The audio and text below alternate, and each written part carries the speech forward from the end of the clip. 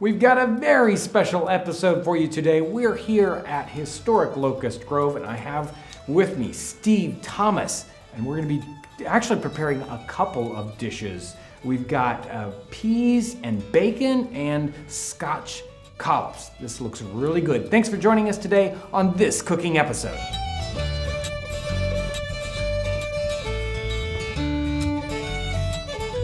Steve, can you tell me a little bit about what kind of dishes we've got here? Well, the Scotch collops are a classic old dish to come back from any place English speaking near as we can tell. Collops are what we call now cube steaks.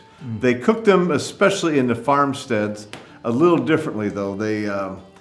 They're cooked in gravy for a long time. And it's a little different. Maybe, our grandmothers did it that way. Right. But not too much the way it's done today. If it's veal, they're called collops or veal collops. But if you find maybe that it's time to take one of the older animals and they're a little tougher, then we're going to make Scotch collops. And that's beef that's highly tenderized. So the second dish we're going to prepare is one of the staple dishes of certainly Virginia, as this was part of Virginia, as well as anything south. And it's yellow split peas with bacon. Very little seasoning. We'll put a little thyme, we'll put a little pepper in it, a little salt, but otherwise it's the peas and the bacon. It's a main dish or a wonderful side dish. Wonderful. How do we get started?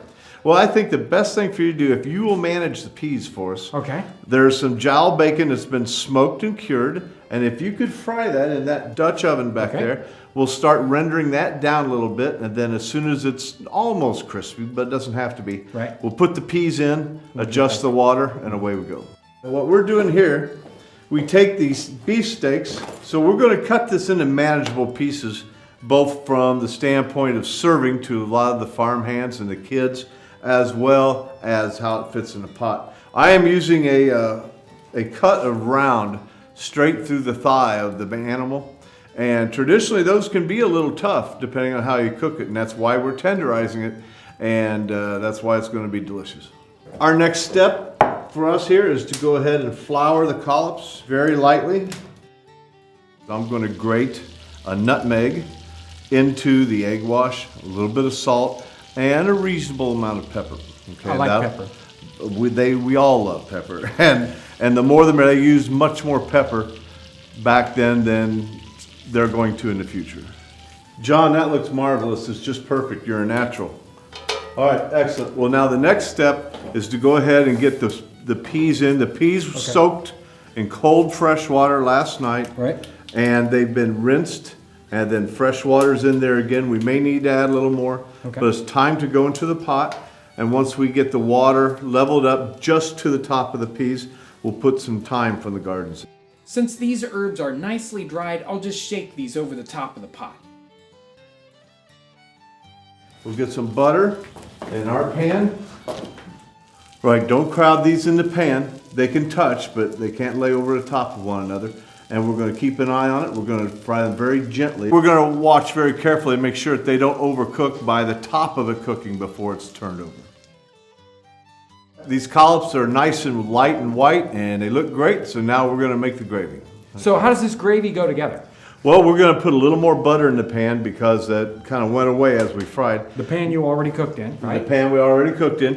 We're going to add a little flour. We're going to stir that around. And once that's nice and incorporated and getting a little caramel color, we add a little sack to the roux to finish deglazing the pan, as it's called. We add stock then, a fine, rich beef stock made from boiled down bones and scraps of beef. And you put just enough in to make a nice, not too thick, just right gravy.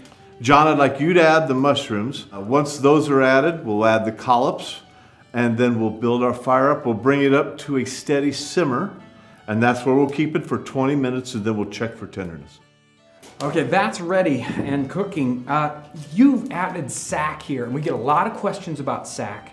Tell me about sack. Sack is a sherry. That's a British colonial term for a dry sherry that was long aged, and that was the most common of all wines during colonial times because only the big boys could afford the nice French and Italian wines in bottles. Bottles were heavy, they're more expensive.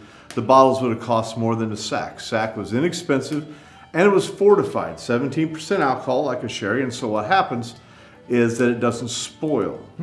And so, Long age, right. So in the 6 or 7 months it takes a sailing ship to make an entire route. By the time it gets up to Boston, by the time it gets up to St. John's, it's good, but it has aged more. So you go from the flavors of a light sherry, of apple and lemon peel and white spice. Now you have butterscotch and caramel and brown sugar and oak, kind of like a bourbon from its aging and sloshing and heat all along the trip. That's interesting. So you obviously know a lot about sack. Tell me about why you are knowledgeable about sack. We make this sack at our winery in Madison, Indiana. And we even go so far as to slosh it around because we want it to be just like it was back in the old days.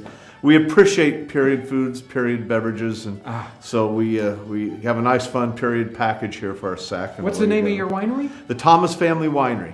And it's in Madison, Indiana? In Madison, Indiana. Wow. We'll try to put a link down in the description section so you can go check this website out. It sounds really fun, and people are always asking about sack. Do you offer sack? We offer sack. We offer sack. We've been making it since 2005, and it's been very successful. And we have dinners around a good bottle of sack with very Spanish and colonial foods, good savory things, just like we're cooking here. Wonderful. Thanks for sharing that little tidbit with it. Our pleasure. Everybody wants that information. Well, you know where to send them. This looks amazing, Steve. Absolutely. And the smells are wonderful. I hope it tastes, sir, as good as it looks. And it's for you a fine young sack. And I hope it's a fine accompaniment to this farmstead meal. Absolutely. Let's go ahead and try this out. Yes. See ya. Yes. Here's to an early spring. Very nice. Wonderful. So Steve, tell me about the salad and... The Crowan family would plant lamb's lettuce or mosh in the fall, and it was one of the first greens to come up in their garden. And so when it got about this big in early March, like right now, it makes for a very perfect salad, very tender, very sweet.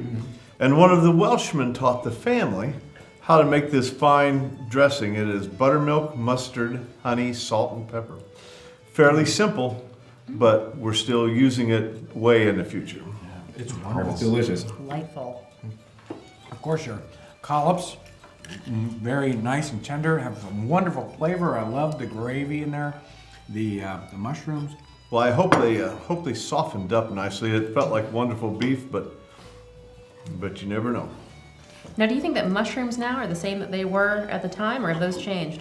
Would they be different? Yes. One of the things that I have seen is that the indigenous or the wild version of everything is smaller and more intensely flavored. We've been working pretty hard out here the past couple of days, and I would say this is the perfect payoff to the whole end of the experience that we've had out here. We got some wonderful flavors. We got some amazing scents, and the whole thing goes together so well. And the colors worked out too. Yes. Wonderful. Well, I'm glad you enjoyed them, but this is a farmstead meal. This is a very simple dish. I mean, these are our greens we picked, and these are peas that we picked last year and let them dry, and that's our beef, and it's our pork. Very good. And there's nothing like eating your own food. Absolutely. A toast to Locust Grove. Here. Here, here. And all the people that work so hard for them. This has been such an amazing episode. Steve brought us so many amazing dishes, and we got to cook them all, and even brought us a salad. We don't usually get to do a meal. This is so much fun, and truly the flavors and the aromas, and savoring these wonderful, wonderful dishes. It's an amazing thing, and this whole experience of coming to Historic Locust Grove again.